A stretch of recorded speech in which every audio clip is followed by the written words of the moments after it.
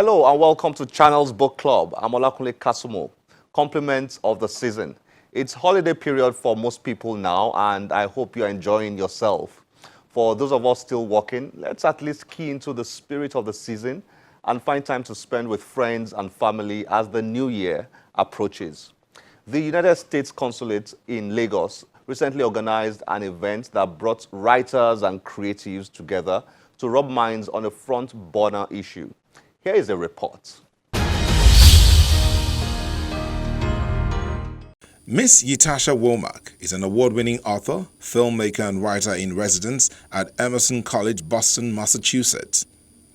Recently, Yatasha was the guest of the Public Affairs section of the United States Consulate General as it hosted a one-day program for writers and creatives titled Science Fiction, What is the Meaning for Africans?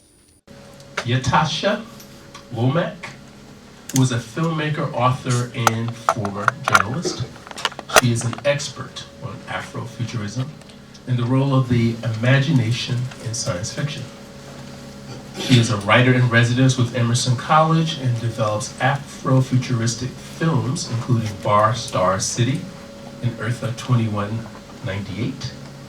Womack has several books and publications, including Afrofuturism, The World of Black Sci-Fi and Fantasy Culture, Rayla 2212, and Post-Black, How a New Generation is Redefining African American Identity.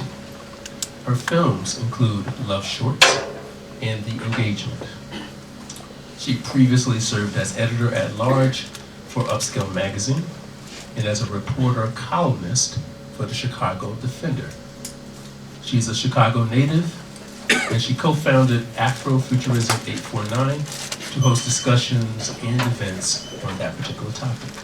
The invited guests gathered to explore the fascinating subject of Afrofuturism, which is essentially the concept of imagining a future filled with art, science and technology seen through Black perspectives.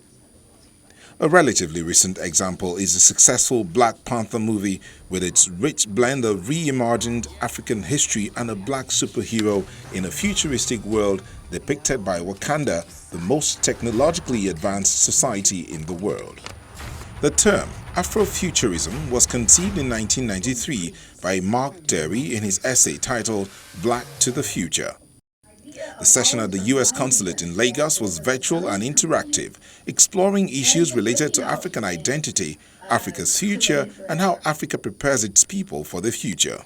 In the culture and speaking to how it symbolizes shifts in space-time, or you're showing how it can be parallel with quantum physics, then it really opens up the dialogue and just changes, how we're all looking at these ideas within Afrofuturism and how we're building. So, intellectual, engaging and thought-provoking, the session raised questions and threw up relevant issues worth exploring. So I have two quick questions. First one is, you speak about writing being therapeutic. So I was just curious, what your personal story was with regards to that. That's one. And then you mentioned, I think before you started or in your early, point about residencies for writing. And I was wondering if you could point in that direction. Thank you. There's a strain about human nature, and that's extremism. We don't understand balance. Do you understand? Now, if the dominant discourse, the dominant narrative of the future is basically Afro, Black, there's a probability there would be an existence of Black supremacy. This is the idea Mandela understood when he said he wasn't trying to replace white supremacy with Black supremacy. Balance. This is probably the idea what Toni Morrison understood when she said she's not a feminist because she didn't want to replace patriarchy with matriarchy. You understand where I'm coming from now? Now, how do we plug that leaking hole in our nature such that when the narrative shifts in the future, we are not going to replace white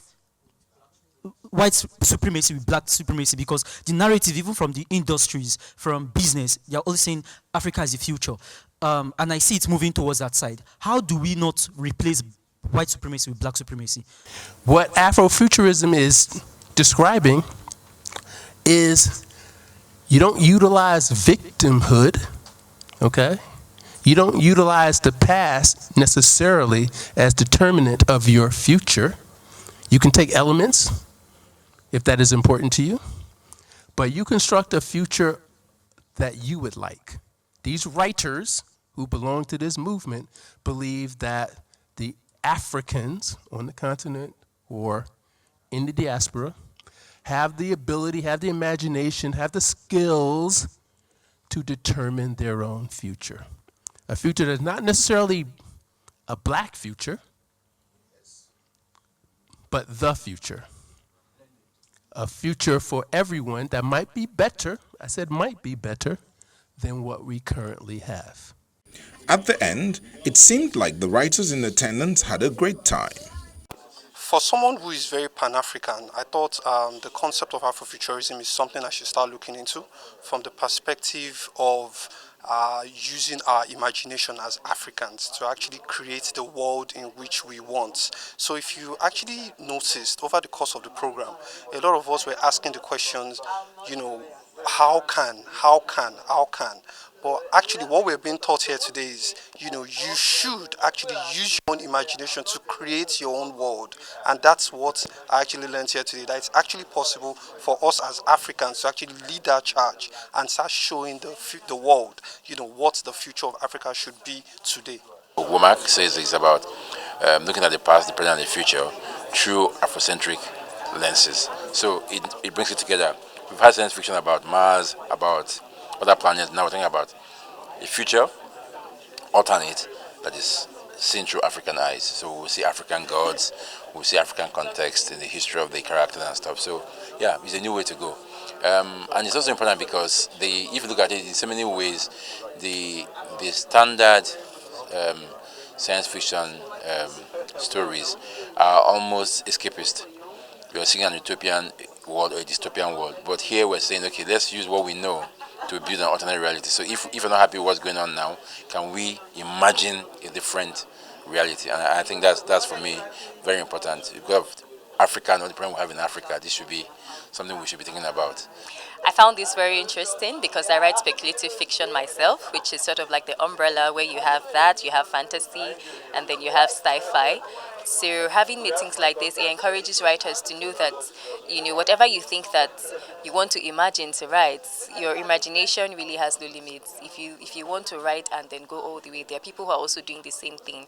So it's interesting for you to come sit down, and then, I mean, we're also meeting with a writer who is not writing in our clients. So you're seeing what she's doing and then seeing what you're doing, and you're able to say, I mean, even if I'm writing from my Nigerian experience, it's all sort of the same literature, it's the same approach at the end of the day. So